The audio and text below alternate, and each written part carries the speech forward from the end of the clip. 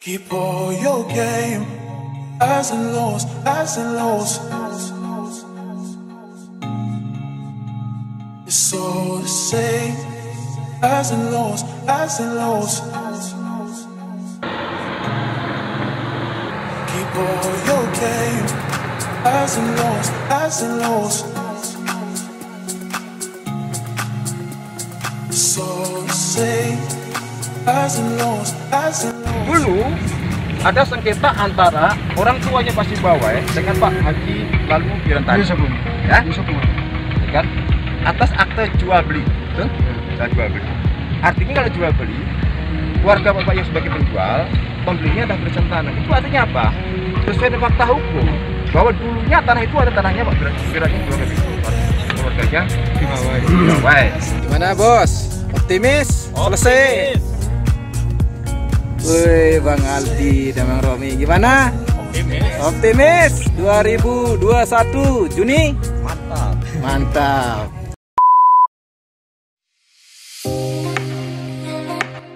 Assalamualaikum warahmatullahi wabarakatuh. Salam sejahtera buat kita semua. Om Swastiastu. Bagaimana kabar bosku dari Sabang sampai Merauke? Saya doakan semoga dalam keadaan sehat selalu, dilancarkan rezekinya dan dipermudahkan segala urusannya oleh Tuhan Yang Maha Esa. Amin.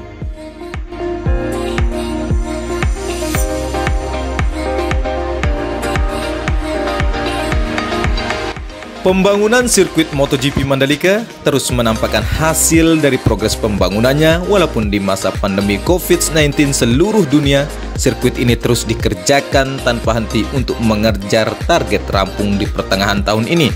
Di kesempatan ini, saya akan berbagi informasi juga terkait capaian pembangunan sirkuit MotoGP Mandalika di hari Minggu tanggal 10 Januari tahun 2021.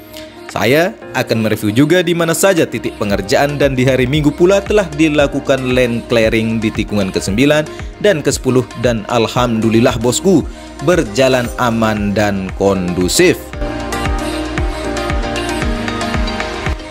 Di depan kita ini bosku merupakan tikungan ke-11 yang menuju tikungan ke-12 di mana titik pengerjaannya masih melakukan pengerasan dan pemerataan di area gravel dan service route sebelah kiri dari main tracknya. Dan masih belum seutuhnya dilakukan penimbunan di area drainase induk ke-6 yang memutuskan trek ke-11 dengan tikungan ke-12. Sedangkan di tikungan ke-12, titik pengerjaannya pada penggalian dasar sistem drainase di tengah main track dan masih dilakukan proses penggalian. Capaian di trek ke-12 ini masih berupa servis route kanan dan kiri sudah terlihat jelas bagiannya. Di bagian kanan sudah dilakukan trial pengaspalan dan bagian kiri masih berupa subbase atau LPA. Selain itu, area gravel yang sudah dihamparkan material kerikil halusnya dan area main track atau track utamanya serta run-off-nya sudah dibubuhkan material subbase atau LPA pula. Dan di ujung trek lurus kita bisa lihat bersama abangku eskavator lagi menggali saluran drainase di mana akan ditanamkan sistem drainase horoton nantinya. Sedangkan untuk tikungan ke-13 masih terputus dengan trek ke-12 karena keberadaan drainase induk ke-7 yang belum dilakukan penimbunan di mana drainase induk ke-7 ini yang lumayan besar bosku. Masih ingat bosku, dulunya merupakan sebuah kali atau sungai yang aliran airnya menuju Laguna. Untuk trek ke-13 menuju tikungan ke-14 tidak ada aktivitas proyek, masih seperti review sebelumnya. Untuk diketahui bosku, aktivitas lane clearing di tikungan ke-9 dan ke-10 di hari ini tidak mengganggu aktivitas pengerjaan di titik-titik pengerjaan proyek yang lain dan terfokus di mana titik pengerjaan para pekerja PT PPP sendiri. Di depan kita ini bosku merupakan tikungan ke-14 atau tepatnya pertengahan trek ke-14 menuju tikungan ke-15 yang dimana di bagian kanan di rumahnya Amak Demung bersama keluarga di sebelah galian drainase induk ke-8 merupakan titik lane clearing selanjutnya. Dan di bagian kiri merupakan masjid juga akan dilakukan lane clearing sebab dua bangunan ini yang memutuskan lintasan dari trek ke-14 menuju tikungan ke-15. Seperti informasi agen FBI bahwa kalau tidak ada aral melintang, hari Rabu minggu ini akan dilakukan lane clearing. Mari kita berdoa bersama bosku, semoga bisa berjalan aman dan kondusif lane clearingnya.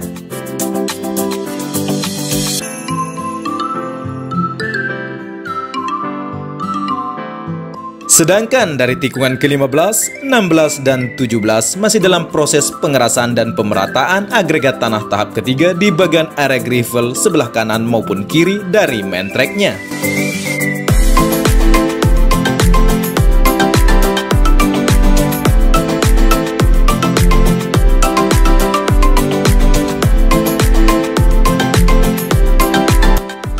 Menuju trek lurus di mana titik pengerjaannya masih lagi proses pengerjaan drainase horoton tipe Resiflex High Cap seri T8300 yang hampir mendekati tunnel 1 atau terowongan capaian dari pengerjaannya.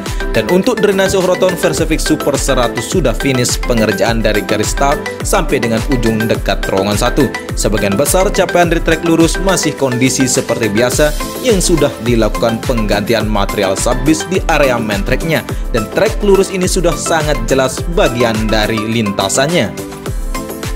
Progres pengerjaan dari terowongan 1 atau tunnel di trek lurus ini masih dalam proses penyambungan badan terowongan dengan sayap kiri dan kanannya atau pintu masuk dan keluarnya dari terowongan ini. Selain itu, proses penimbunan di badan terowongan sedang dilakukan dan kurang lebih 2 meter lagi akan sejajar tingginya dengan lintasan dari trek lurus ini.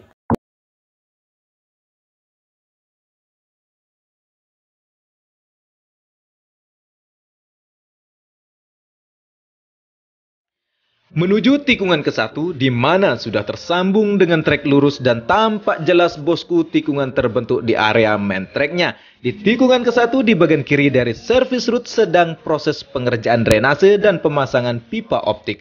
Capaian dari trek ke-1 sudah sangat baik di mana bagian dari semua lintasan terlihat jelas dan di bagian gravelnya sudah terlihat material kerikil halusnya dihamparkan.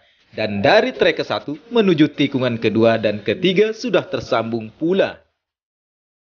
Dari tikungan kedua menuju tikungan ketiga, capaian pengerjaannya pada area main track-nya sudah diberikan subbase atau LPA, dan di bagian kanan dan kiri di area gravel serta service route sebelah kanan sudah hampir rampung pengerasan dan pemerataan agregat tanah tahap ketiga, dan di bagian kanan dari area service route lagi pembuatan sistem dari drainase. Sedangkan di tikungan ketiga menuju tikungan keempat yang kita ketahui masih terputus dengan sistem drainase induk keempat, di mana proses pengerjaan dari sistem drainase induk keempat ini terus dikerjakan dan capaiannya hampir setengah sudah dilakukan pengecoran atap dari sistem drainase induk ini. Semoga cepat rampung pengerjaannya bosku, sehingga dari tikungan ketiga menuju tikungan keempat kita bisa lihat bentuk dari tikungan keempat ini.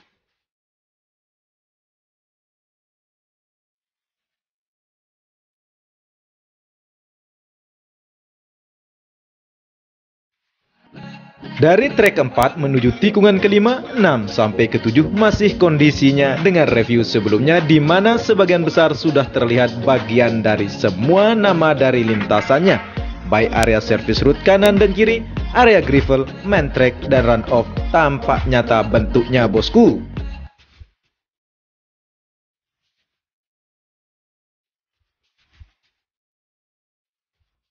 Capaian pengerjaan di tikungan ke-7 di mana keberadaan dari tunnel atau terowongan 2 masih dalam proses penimbunan dari sisi kanan maupun kiri dari badan terowongan ini. Terlihat bahwa proses pengerjaan penimbunan bukan asal-asalan bosku. Proses penimbunannya dilakukan tahapan di mana tahapan pengerasan lalu dilapisi terpal, lalu ditimbun lagi, lalu dilapisi, dan seterusnya. Kita lihat terpal putih menjadi pelapis dari material tanah supaya serapan air dan pemadatannya merata dengan baik. Selain itu bosku, proses penyambungan badan terowongan dengan sayap kanan atau pintu masuk terlihat aktivitas lagi proses pemasangan besi di bagian pondasi atau lantai sambungan dari terowongan ini. Oh ya bosku, bahwa di hari ini walaupun acara land clearing di tikungan ke-9 sedang dilakukan, pengerjaan proyek di titik-titik pengerjaan proyek yang lain tetap berjalan seperti biasa, tidak mengganggu aktivitas proyek lainnya.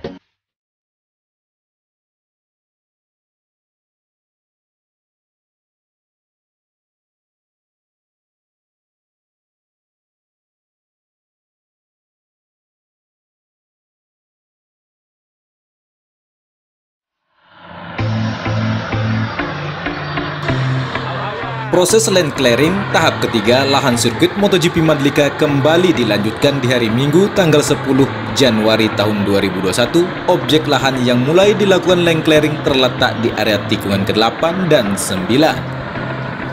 Pelaksanaan land clearing berjalan lancar dan kondusif meskipun ada yang protes, namun bisa dijelaskan kepada warga sehingga pelaksanaan land clearing tetap berjalan lancar.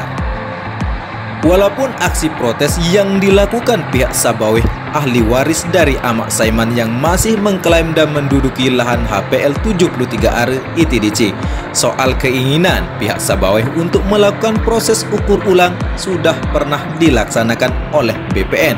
Bahkan Sabaweh selaku ahli waris menunjukkan langsung batas-batas lahan yang diklaimnya. Proses ini disaksikan langsung oleh perwakilan Komnas HAM. Proses diskusi berjalan langsung di lokasi tempat eksekusi. Jadi intinya kami mewakili pihak keluarga menghormati putusan hukum, ya, termasuk putusan pengadilan. Tetapi kami masih menganggap ada kesalahan objek eksekusi. Bahkan di dalam keterangan ini belum ada eksekusi dari pengadilan, gitu Pak. Jadi kami ingin menghadap. Kalau ETDC tidak mau kita dialog, kami juga akan tetap menghadap. Silakan seperti itu. Pak, ETDC? Bukan, yang dari BPN Pak. BPN, oke ya. Jadi saya jawab BPN saya. Oke, nanti gini Mas ya. Jadi intinya saya kuasa hukum dari Pak Sabaweh menghormati segala keputusan hukum, termasuk putusan pengadilan. Ya. Setelah kami cek di lapangan, termasuk mengecek batas, ternyata ada kesalahan eksekusi. Ya, termasuk yang ini. Ini seharusnya lokasinya keluarga Pak Sabaweh. Memang ada satu putusan ya yang terkait dengan yang ini, tetapi bukan di sini lokasinya. Kami bisa menunjukkan peta-petanya. Ya. Kami juga sudah punya berita acara dari BPN, hasil rekomendasi dari Komisi Hak Asasi Manusia. Ya. Ini adalah putusan dari itu ya, ini ya. Ini adalah hasil dari BPN. Ini objeknya satunya. Sini objeknya. Nah ini objeknya. Oke ya. Intinya kami menghormati putusan pengadilan. Dari sini Mas. Nah, ini pantai. Nah, ini di BPN, ini pantai. Ya kan? Dulu ada sengketa antara orang tuanya Pak Sabaweh dengan Pak Haji lalu Birantani. Ya? Ya kan? Atas akte jual beli. Betul? Ya. Jual beli. Artinya kalau jual beli, warga Bapak yang sebagai penjual, pembelinya dah berencana tanah. Itu artinya apa? Sesuai dengan fakta hukum bahwa dulunya tanah itu ada tanahnya Pak Birantani jual beli. Keluarganya Sabaweh. Dan itu langsung ke pantai. Tapi ketika pembebasan tanah, mereka mengukurnya bukan dari sini, tapi dari sini. Ya, benar. Dari sini, habis baiknya. Seharusnya yang ini mundur ke sini seharusnya pantai ini. Karena pantai ini adalah sebagai salah satu objek sengketa antara keluarga Pak Sabaweh dengan pembebasan tanah. Gitu.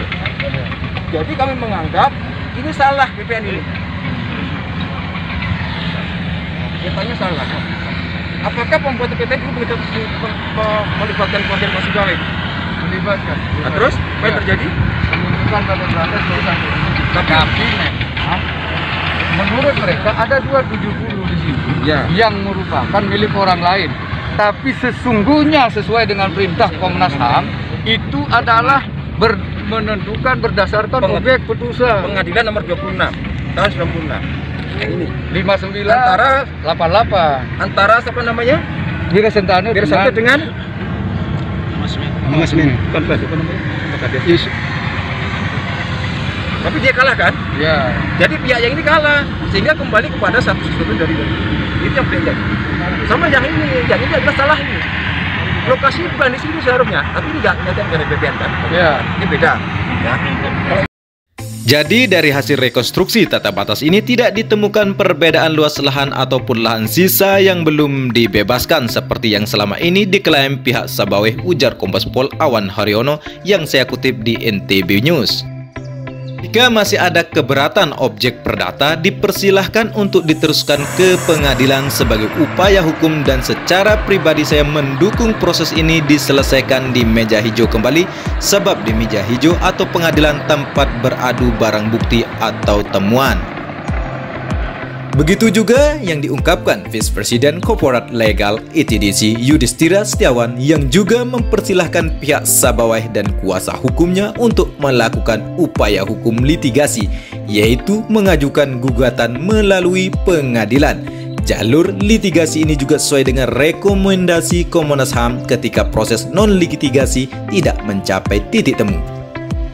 Tidak hanya itu, tim percepatan pembangunan Mandalika bersama ITDC juga memfasilitasi proses komunikasi atas permintaan pihak Sabawai untuk melakukan proses eksekusi atas putusan Mahkamah Agung nomor 88-PDT-G1995-PN.PRA. ITDC sudah melakukan konfirmasi dan komunikasi kepada pihak PN Praya secara tertulis. Pengadilan Praya atau PN kemudian memberikan penyampaian tertulis atas permintaan eksekusi ulang ini. Bahkan pihak Komnas HAM dan pihak Sabawai juga pernah difasilitasi berkomunikasi dengan PN Praya terkait hal ini. Atas kasus ini, PN Praya menegaskan bahwa perkara nomor 88-PDT-G1995-PN.PRA sudah berkekuatan hukum tetap. Perkara tersebut sudah dilaksanakan eksekusi pengosongan berdasarkan penetapan Ketua Pengadilan Praya nomor 10-PN.PDT-G1996-PN.PRA tanggal 17 September 1996. Jadi berita acara pengosongan nomor 88-PDT-G1995-PN.PRA tanggal 23 September 1996. Artinya tahap lahan yang dikuasai Sibawai tersebut tidak perlu dilakukan eksekusi lagi seperti permintaan pihak Sibawai. Oleh karena itu kegiatan land clearing akan tetap kami jalankan karena sudah jelas bahwa lahan tersebut adalah milik ITDC, ujar Yudhistira. Begitulah kejadian kenapa ada aksi penolakan dari pihak keluarga dari Bapak Sibawai, bosku. Sedangkan untuk tikungan ke-10 di sebelah kiri dari servis route-nya juga sedang dilakukan land clearing dan berjalan lancar, namun sayangnya kebun pohon kelapa sudah tidak ada lagi, bosku. Semoga pembangunan sirkuit MotoGP Mandalika tetap berjalan dalam progresnya dan aman serta dapat rampung tepat waktu. Cukup sekian informasi yang saya dapat sampaikan dan suguhkan kepada bosku. Semoga menjadi penambah wawasan untuk kita semua, dan mari terus kawal pembangunan sirkuit MotoGP Mandalika. Bagi bosku yang ingin menanyakan atau berpendapat tentang progres pembangunan dari sirkuit MotoGP Mandalika, silahkan tulis di kolom komentar. Oh ya bosku, bagi yang berkenan membantu perkembangan dari channel ini cukup mudah caranya, cukup like, share, dan subscribe. Saya Edi Sindoro, salam persahabatan dari anak Lombok, matur tampiasi.